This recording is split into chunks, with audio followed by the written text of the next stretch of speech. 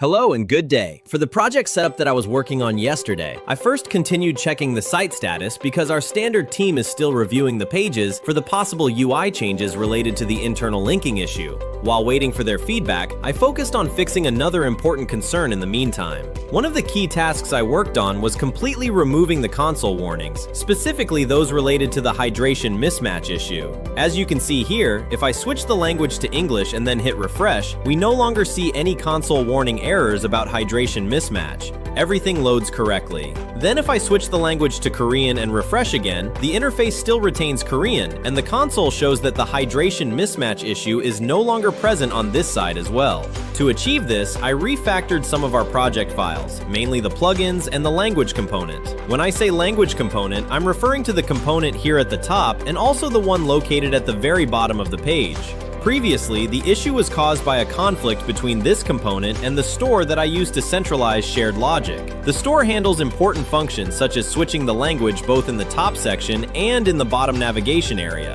And because both were trying to update the language at the same time, the mismatch happened. So I reorganized the logic, and now the language component correctly uses the i18n plugin. This plugin reads and follows the language cookie when the project starts. For example, if the page loads in English, it should stay in English. And when we switch to Korean, the cookie is updated to KO. After refreshing the page, the project detects that cookie and keeps the interface in Korean as expected. Because of these adjustments, the hydration mismatch issue is now fully resolved. For my tasks later on, while I continue clearing out any remaining console errors, I will also begin working with our designer to review and apply the possible UI changes for the project, especially the parts related to improving internal linking and navigation. I also want to mention that this entire project is running on Nuxt. Nuxt is a framework built on top of Vue.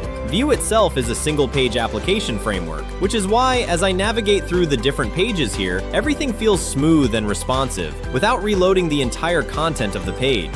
We use Nuxt because this project focuses heavily on advertising its services, and Nuxt allows us to apply different SEO configurations to different pages, helping optimize the site for better online visibility. So overall, that is the progress of the software project, what I accomplished yesterday, and what I will continue to work on later today. Thanks for watching. If the video was helpful, please give it a like, share it with your friends, and don't forget to subscribe for more videos.